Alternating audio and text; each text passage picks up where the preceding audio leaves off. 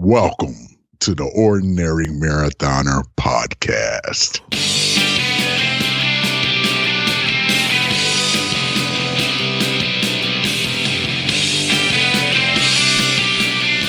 Good morning and welcome to the Ordinary Daily version of the Ordinary Marathoner podcast. My name is Scott. I'll be your host today. I want to wish all you guys, all you mothers out there, happy Mother's Day. One day late, but hey, since we didn't do a podcast yesterday, got to do it today, right? So happy Mother's Day. Happy birthday also to Stephanie. It's her birthday on Mother's Day. Her first Mother's Day on her birthday. That's pretty cool, right? Yeah, we had a good day, good weekend.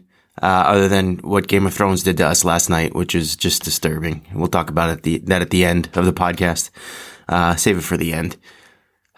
It's literally had me up all night. Literally. I got up at about 4:30 in the morning, before the alarm. We didn't get to bed early. Obviously, we watched Game of Thrones, which didn't end till 10:30. So, probably texted a little bit, went to bed around 11:30. I don't know. I woke up at 4:30. I couldn't sleep. Why? Because I was so disturbed by yesterday's Game of Thrones. We're going to get to that in a minute. Yeah, so let's talk training. Last week, everything was leading up to my long run on Saturday. I hadn't had a successful long run in quite some time. It was bothering me. So I really made a concerted effort to make Saturday a really good long run. And the distance I chose was a half marathon distance, 13.1 miles. I figured, that was sort of like, I should be able to be doing that comfortably nowadays, I should be able to be hitting that fairly easy, 13.1 miles. And, I have been doing it at home. Back in March, I was doing 15-mile runs and feeling fine. And then I don't know what fell off, but somewhere along the lines, the wheels just fell off. And, I haven't been able to get up, past like the 10-mile distance. Part of that's been timing. Part of that's been not wanting to go outside in the rain and trying to do these long runs on the treadmill, and coming up short. But, Saturday was going to be a concerted effort to make sure that I was ready for this run and going to attack it properly. So, yeah, so let's see. I mean, I kind of, I did my yoga on Friday morning. And that was it. I was going to do a bike ride. Or swim, I think, and I chose not to. It wasn't fitting in the schedule. And I figured, you know what? Still, the main focus of last week was Saturday, the long run. I got up early. Early. It wasn't super early. It wasn't like 5 a.m. But, I got up about 6 a.m. Got ready. It was more like 6:30, I guess. I got ready to run, fueled myself properly. Really kind of, I wanted to limit the excuses I had to not get it done. So I fueled myself the way I would do it if I was doing a race. I had pasta the night before, which is my typical meal before a race. Got up, got ready. I wanted to leave the house at 7. I left around 7:15. That's forgivable. 15 minutes after. That's fine. I wasn't really sure. We have some typically what I've been doing lately is taking my water bottle with me to hydrate and stopping at a convenience store along the way to buy another water and refill the water bottle. I wasn't 100% sure what time the stores opened. I didn't want to use that as an excuse, like, I got to the store, but it was closed. So I decided that I was going to do basically 6.5 miles, get to my house where I left a water bottle and a gel, and then run the opposite way, run backwards, and get the other 6.5 miles in. Risky plan, because typically what happens when I get home and I'm not feeling so great, I just stay home. I just forget it. I won't use it as a water stop. I'll just say, all right, 6.5, done. And I was worried about that. But I set off. I started, and I wasn't feeling great when I started. I wasn't feeling, the best. My calves were barking at me. Mile 2, mile 3, I was sitting there. I was like going, wow, this sucks. Like, running sucks. Why do I like this sport? Why do I do this sport? And then somewhere around mile 4, the pain went away. It just left. Gone. It stopped hurting. My pace was somewhere between 10 I don't know, say low 10s to 10.5 minute miles, which actually was faster than I thought it was going to be. I just wanted to get the distance done, and I was thinking just take it super easy, maybe 11.5 minute miles. It's a training run. The time doesn't matter. Just get the distance done. But I was able to kind of maintain that 10 to 10.5 minute pace. And I was, at some point, I remember thinking, like, I'm just on autopilot here. Like, I can't even turn it. I couldn't even slow down if I wanted. It was very strange. It was like if I slowed down, it would take almost more effort. That's the way it felt, at least at some point. But anyway, so miles 1 through 4 were difficult, and the calf pain was annoying, and then all of a sudden it just went away. It went away, and I got to that 6.5 mile point, feeling pretty good. I chose a route that wasn't really very hilly. Intentionally. I didn't want to hit the hills too hard, even though I know on race day the hills will be there. I just wanted to get through the 13.1 miles. So at the halfway point, I got back to my house. I had my Gatorade waiting for me and took a gel and went back out and felt okay. I actually felt, it's very strange because when you're looking at it, when you start, it's like this big monumental task that you have to do. And then when you start getting like halfway through, you're like, the mindset kind of shifts and it's like, oh, I only have this much to do.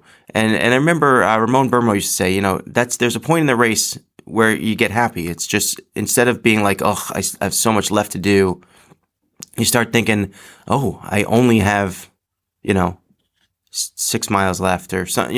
It might happen later. Typically it happens later for me. Like, oh, I only have a half mile left. But for some reason, it was like, all right, I only got 6.5 miles to go. I can kick this out. I can do this. And I would say that it was fairly successful. The back end of this run, somewhere around mile 11 or so. And what's good at this point, right, is I got to get home. So my entire focus was like, all right, let's get home. Let's kick out this last leg to get home. And that was kind of my mindset. I was excited about the pace that I did. My PR in a half marathon is like a 9:08 pace or 9:06 pace, something like that. Just slightly above a 2-hour half marathon. So I'm slightly disturbed by that because that was right around the time I did Ironman, right? It was right around the time that I trained for Ironman, and that race was a late April race, and so now we're talking right early May 13th. I did the run on May 11th, and I'm thinking, I'm not in as good a shape as I was back then, but at least I'm getting this run done, and this is also a training run. It's not a race. So at mile 11, I'm like, things are starting to crumble a little bit, but I knew I had the energy and the mindset to finish, and I did. Long story short, got through those last 2 miles, didn't drop in pace. I didn't really have a great kick at the end. I kind of thought that maybe I'd have a kick, but the end of the run is a little bit uphill, and I was kind of able to make it up the hill without dropping too much pace, so I felt pretty good about that. And I walked in the door, and I got to tell you, number one, I was happy. I was happy. It was kind of bittersweet. I was happy because of the pace that I ran, and that I felt like, on the one hand, yeah, it wasn't my PR pace, but this wasn't a race. So, and I was intending on going out at 11.5 minute miles. I did closer to 10.5, really through 10.5, probably like a 10:20. And so not bad on pace, good and bad on pace. But overall, I felt good in that my initial goal was to get through the 13.1 and to feel good about it. And I felt like I should feel good about it because I was 10:20 instead of 11:20. But I was in pain. That was more the goal, was to get through the run and not feel like I was dying. And I definitely I did not feel good when I got home. And I told you guys that one of the tests that I do is that if I can walk up the stairs and not be in severe pain, that's a good sign. That did not happen. I was in pain. Primarily my hip flexors. And that's a typical spot for me to get pain in a long run. If I had to analyze my run, the one thing that I did not do that I should have done was salt. I didn't bring salt with me. I kind of had the Gatorade endurance mixture. It's not working for me. And I think especially when I go out on these runs on my own, I don't drink the Gatorade as fast as I would if I was home. And I think that limits my salt intake. And one of the ways that I know I haven't had enough salt is when I get home and I feel my head and the sweat that comes out of my head and my temple. It's like a beach. It's like sandy from the salt. And once you do that, once you get to that point where you're sweating out like sandy salt, gritty, you have a gritty kind of texture. You've gone. It's very difficult to recover that and repair that while you're running. So I know that I went over the edge with the salt, and maybe that's a big, big problem. One of the things I did when I started getting faster, when I started increasing my endurance, I started taking a lot more salt on the runs. And then what happened was I was like, oh, Gatorade Endurance. And Gatorade Endurance has more sodium than normal Gatorade. And it could replace the sodium that I was taking with my base salt little cartridges. And apparently it's not enough. And, again, this is the kind of thing that you learn through experience and trial and error and doing all this stuff. And this is the thing you learn in training. And I'm glad that I learned it. Unfortunately, I think that even though I did finish the distance and I feel good about finishing the distance, and at least I didn't quit at 10 miles like I did a couple of weeks ago, it is a learning experience for me, and that at least now I've kind of identified, all right, salt. Got to take the salt. So hopefully I can take that into next week's long run. I looked at the weather this morning. The weather looks pretty good all week. It's cloudy, overcast, not too hot, and no rain on the forecast. I'll say it right now. It's Monday. No rain on the forecast all 10 days. I should be able to get through all week and the weekend without rain, even though it was 41 degrees this morning. It's a little cold, but whatever. I could deal with that as long as it doesn't rain. I did a bike ride yesterday, about an hour and 15 minutes, but I pushed really hard. I had to drive my mother-in-law to the bus, and I just basically didn't have time yesterday. So whatever time I had, I got on the bike, I pedaled hard. I did about 25 miles in an hour and 15, which is really good for me. I was indoors because of the rain. I wish I would have gotten a longer ride in, but I'm glad that since I didn't have time, that I compressed it and I did a really difficult ride in the short time that I had. So I'm okay with that.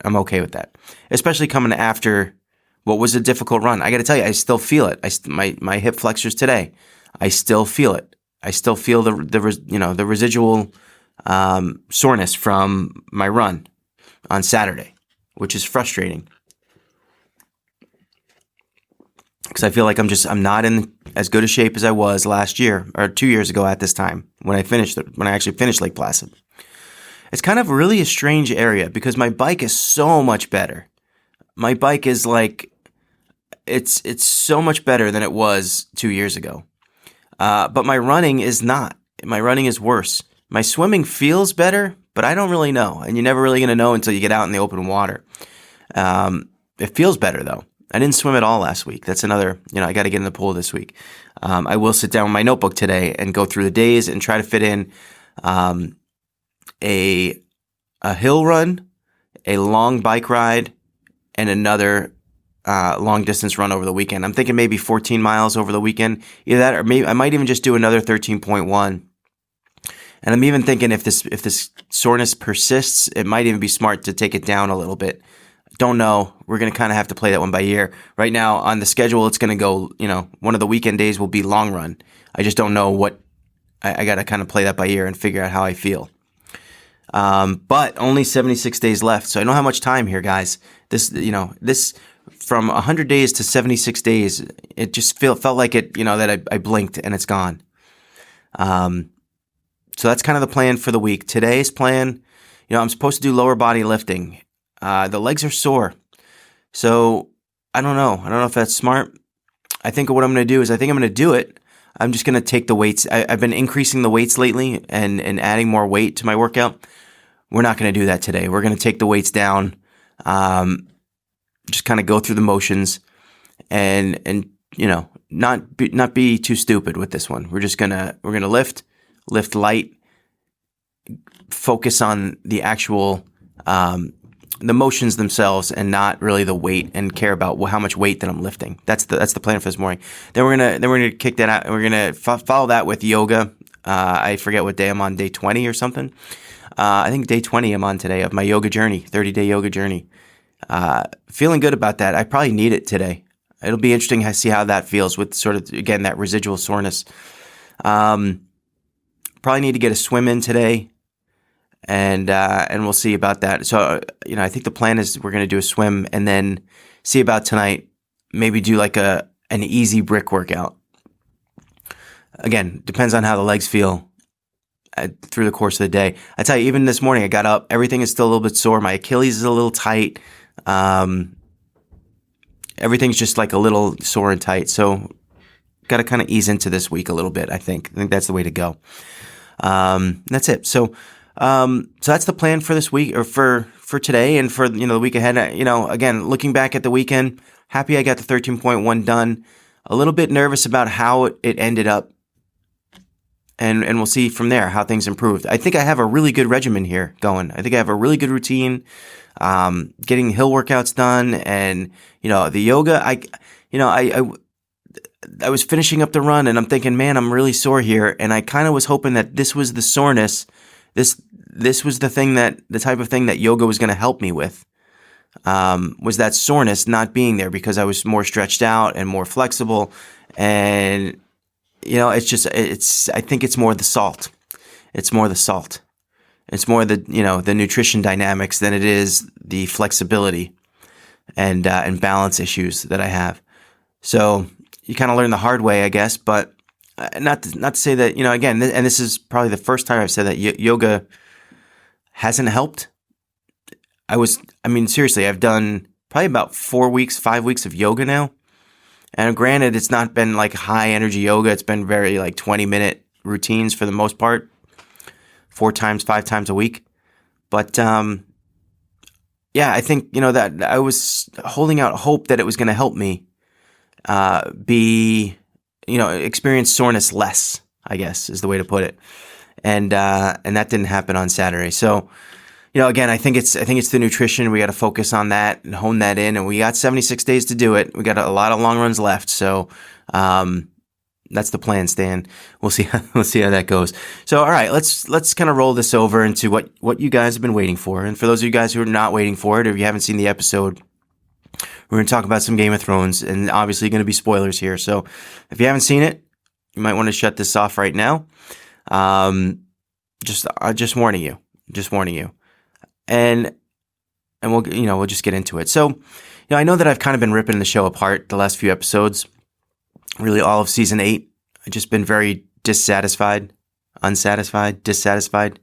both unsatisfied and dissatisfied. And through the week, I was kind of thinking over it, and I'm thinking, like, am I just being like this nasty old curmudgeon guy who's just always going to be, unsatisfied? And I'm like, maybe I should give these guys a break. With my criticism. And I think about the shows that I've watched in the past, and when you invest a lot of time, it's one thing for a movie to have a bad ending. I think we're much more forgiving when it comes to a movie. Something we only invest like 2 hours in, and we kind of know it's going to go either way. We have to have a definitive end, although some movies don't give you that definitive end. It's like I feel like it's a more popular thing now, not to give you the definitive end, to make you kind of think about it. And that's like, I don't know, that bothers me. I feel like it's incomplete when they do that. But, I don't know. I was thinking about how satisfying, how many very satisfying endings in my lifetime, I watch a movie, how many satisfying endings are there? And honestly, I was thinking, I could only think of two movies that came to a satisfying ending, which was, and if you haven't seen these, I won't talk about them, but The Sixth Sense took me by surprise and was an incredible ending. And Rocky 1, where, and for those, everyone's seen Rocky 1, whatever. But Rocky won the fact that he finished the fight and it gave you that entire victorious sense. And it turns out that he actually loses the fight, but he's still a winner. It was kind of like a twist that I didn't see coming. Granted, it's a really old movie, but how wonderful. What a great way to end that movie. So all the movies I've seen in my life, and only two endings that I thought of were above and beyond my expectation. And sure, there's probably a lot of movie endings that are really great that just didn't make that cut, that I don't remember for me, that aren't as memorable. And then there are some that are just plain awful. And I remember in particular like that Nicolas Cage movie with the numbers, and I can't even remember what the movie's called, but it's like they actually set up a pretty neat premise of this sort of formula that he was thinking of. He kind of resolved this formula that showed all the disasters that have ever happened and how he could sort of predict the future. And then all of a sudden, bang, aliens. It's like one of the worst endings to a movie I've ever seen. And why does this relate to Game of Thrones? Because I was trying to be forgiving. I was trying to kind of see the big picture in that when it comes to shows, you dedicate seasons. As a viewer, you dedicate seasons, hours and hours. It's not a 2-hour thing. It's a multiple year thing. And especially in the beginning, and when you think of something like this, where this is based on books, and they went from, at the beginning when they had all these things to go by, all this great storytelling right in front of them, to now they outlasted the books. And you went from having a great storyteller carefully writing these books that he couldn't even keep up with the series, carefully writing and constructing these plot lines that are intricate and develop these characters that are incredible characters. And then, boom, the books are done. There's no more story left. And now these guys are kind of flying by the seat of their pants. And now they have to they have to live up to the hype that they've built up for all the seasons before. So maybe it was just too much of a difficult task. And I think about endings of TV series that I've watched. Great series. And, I didn't really watch a lot of Sopranos, but the ending it was historically strange. And I think most people felt dissatisfied with it. Although I kind of look back at it and I go, maybe it wasn't so bad. Maybe it wasn't so bad. Again, it was one of those where it didn't answer the question. It kind of left more questions than it answered. Lost was the one where, they gave you so much stuff, so much information to ingest. And there were so many ways that it could go, and you just wanted an answer. And what did the numbers mean? And what did it was all this, people really, smart people watched the show and put forth for all these theories and did all this research and all the Wikipedia pages and, or the wiki page, whatever they call it. They had a whole entire website devoted to, trying to solve the riddle. And the way that ended was horrible. Horrible. And you invest so much time. And, and I'm trying to think of any long series that has ever had a satisfying ending. Seinfeld, they all wind up in jail. What was Cheers? Wasn't Cheers entirely a dream? Something like that. Maybe MASH, I guess. They all go home, right? In MASH, I think. I don't remember. I was too young. But I'm trying to, I honestly can't think of, they're so cerebral in how they build up this story and the storylines to these shows. And then they don't have an end. They don't have a plan. It's very easy to construct the story. It's very difficult to deconstruct the story, is what I've kind of concluded. And so going into last night, I was trying to have a forgiving mind, but man, it all fell apart. I'm going to run out of time here, I think, on my timer, but I'll try to just keep this sort of brief, I guess. And again, I leave room here to change my mind, because this is the morning after, and I'm still kind of, I woke up at 4:30 and I just was thinking about this the entire time, because I've invested so much time and energy into this. Number one, they capture Jaime Lannister and they don't show it. Oh, we captured Jaime Lannister, and then Tyrion unlocks him. Really? That couldn't have been shown. And to lead that into towards the end, the death of Jaime and Cersei, completely unsatisfying, completely. The Red Keep falls on them as they're trying to escape. They just die, and the building collapses on them. Really? You've built up one of the most evil characters. It took 7.5 seasons to build up one of the most evil characters ever. And that's the way she goes out? Jaime Lannister. And I've gone back and watched some of the beginning episodes of this show. Jaime Lannister was one of the most... he was one of the most evil characters in the beginning. The first episode 1, he pushes a child out of a window to cover up his incestuous relationship with his sister. He was so dislikable in that first season. And yet he went on this tour of redemption through 7 seasons where he slowly, and really, you know what? You can almost see it come out of his hair. Like he was so blonde and golden blonde, and now his hair is just, brown, dark brown, if not a little charcoaly gray, coming in there. And he fights against the dead, helps them win, knights Brienne, one of the more lovable characters, and then has a nice evening with her. His redemption is complete at that point, is it not? His redemption is complete. 7 seasons, he went from evil to redeemed. And then he wakes up the next morning and decides, you know what, I'm the kind of guy that pushes kids out of windows. I'm going to get out of here and go help my disgusting sister who just backstabbed everyone. It turned on them so much that I decided I was going to leave her behind. And even though I've built this nice little relationship with Brienne and have redeemed myself here completely, on second thought, I'm going to go back to her. And then he just leaves. You got to be kidding me. Another unbelievable part, 2 dragons show up last week, or was it 2 weeks ago? I don't even remember. 2 dragons show up with those giant ballistas or scorpion guns, whatever they are. And the first few shots they fire from these guns, like 2 out of 3 or 3 out of 3 hit and kill the second dragon, right? Whose name escapes me. Rhaegal? Is that his name? Anyway, kills the dragon. So the first 3 shots they take kills the smaller dragon. Now you have the bigger dragon, the bigger target. You have more guns because now you have the guns on the building and the ships. And they can't hit. They went from dragons being indestructible, completely indestructible and unkillable, to, oh my God, now they are. Think about how the first dragon got killed with a spear. A thrown spear. The second dragon was killed. The first 3 shots, boom, boom, boom, shot, done, dead.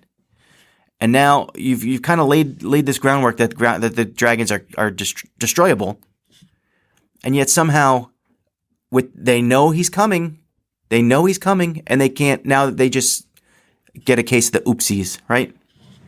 A case of oopsie, we missed.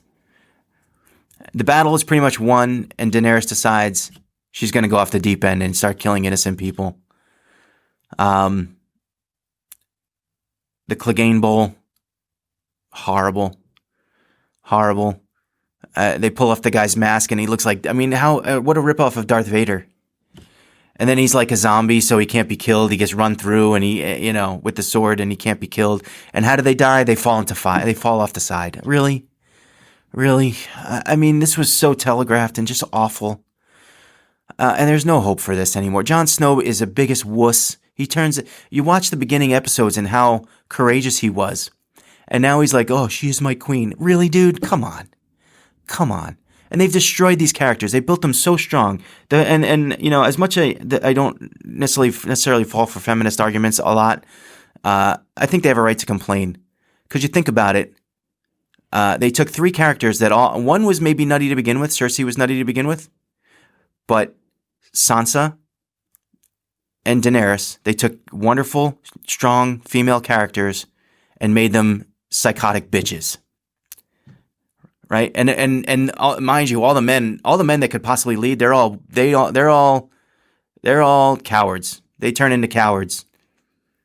But she is my queen. Varys, how did Varys die? Really?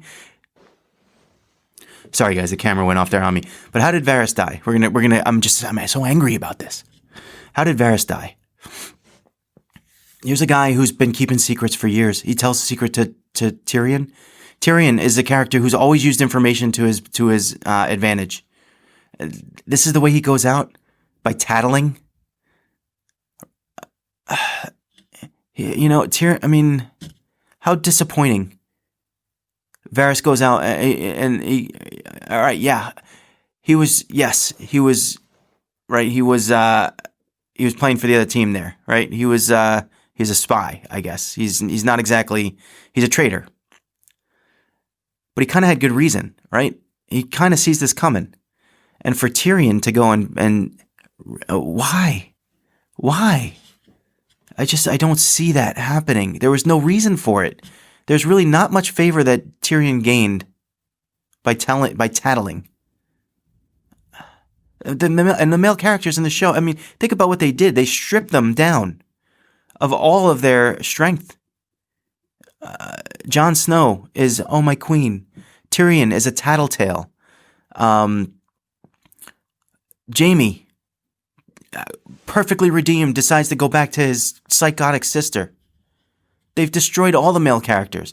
And the female characters are psycho bitches. What have they done? And I tell you, some some people said that they liked this episode last night. I know some people said they liked the Battle of Winterfell. By the way, Arya has the most insane talent of anyone in the show. The face changing thing. It is 5 episodes into a 6-episode season finale, and you have not shown that talent. That has not come about. That did not have any. Why isn't the plan to send her into King's Landing and get some information or use that stealth to do something? They could have done something with that, and they did nothing. They did nothing. I'm so distraught over this. I'm really it couldn't be worse. And they just, I don't know. It couldn't be worse. I'm so disappointed, and I lost sleep over it last night. And again, I reserve the right to change my mind. This is my initial inflections, and I know what happens is I'll watch it again in the week, and I'll try to figure something out. One of the things Stephanie and I talked about this morning, didn't she have the Dornish princess or the Dornish woman in jail? Didn't Cersei have her in jail? And didn't Cersei kill her daughter in front of her? What happened to that woman? Did they just, oops, she's in the Red Keep in jail somewhere, and we didn't show her, she's probably dead. What happened to that? I don't know. I maybe she died. I don't, again, because you gave me 2 years and I'm 45 years old and I forget stuff, maybe she died last season, I don't remember. I'm just very careless. They make you care about these characters so much, and then they just unravel it in ways that shouldn't be unraveled. And this is a take the money and run, is what it is. This is we got 2 years, we got to wrap this up. And really, they had time to interweave some storylines here. Remember, season 1 or episodes 1 and 2 of the season were utterly, they were just wastes. They were setup episodes. You had time, so don't give me this. You didn't have time, or you didn't have. You had 2 years before that. You had screen time. You had that time to think about a good ending, and instead you're probably out spending your money, leaving the Starbucks cup on the table from last week. That was the mistake. I'm so distraught over this, and I can't help myself. I've invested too much of my time for it to end this way, and even I'm trying to think how they could save it, and they can't. It's just disturbing. I'm like, oh, maybe Bran is Stephanie mentioned this. That maybe Bran is somehow the new Night King, and he just can, he's going to turn on everyone at the end. But the thing that bothers me with the Bran storyline is there was a season in there, I want to say season 4 or season 3, where he went north of the wall. He didn't, and the reason I know this is because we used to do a death pool, and I picked him to die in my death pool. He did not appear in any episode for an entire season. So they removed him from the storyline for an entire season. And if he comes back and is this major ending character, it's going to bother me. It just will. Because he was enough of an outside character to leave him out of an entire season. And now they're really just kind of just writing things on the fly at this point. I think, honestly, it's shameful. I'm going to say it. It's shameful. And I wish we could kind of, you know what this is? This is Rocky 5. Season 8 of Game of Thrones is Rocky 5. It is so disappointing that it shouldn't even exist. It just, you know what? As a matter of fact, let's get rid of season 7 too. I don't even like season 7. If you want to watch the show and get something out of it, watch seasons 1, 2, 3. I don't know. I don't remember 4 so much. It probably is pretty good. But 1, 2, and 3 was awesome. Slowly, steadily downhill from there, ending in the biggest pile of crap that TV has ever produced, season 8 of Game of Thrones. And yes, I'm saying it. And right now, the way I feel, I'm standing by it. It has just gotten worse and worse and it's like one of those things where you're like, all right, how are they going to save it? How are they going to save it? Are they going to save it next episode? I'm waiting for something extraordinarily genius to hit, to be like, oh, that's why this season sucked so bad. And I don't think it can happen anymore. I think we're beyond the point of redemption for Mr. Weiss and Mr. Benioff. Is that his name? I don't know. I got to look at their smug faces after every episode. Tell me this is, no, you guys suck.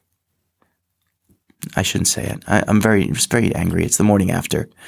And I feel jilted. I feel like Brienne of Tarth. That's what I feel like. I feel used and abused. And on that note, I'm going to head out to my day. I'm going to do some lifting, some yoga, and get training. And that's the thing. I'm going to start my training. All this stuff's gonna come out of my mind, and we'll be okay again. All right, guys. Have a good day. Hope I didn't bring you guys down. We got to restart this week. Now. I'm furious. I can't help it.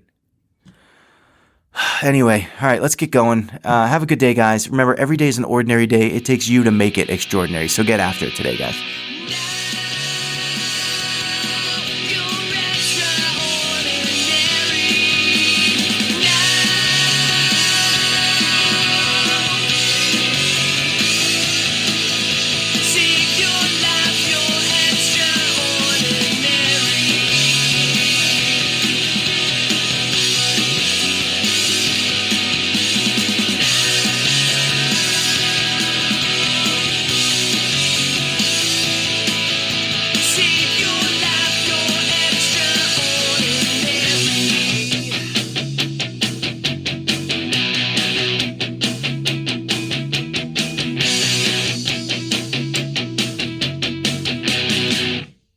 Remember to like our video and subscribe to our channel.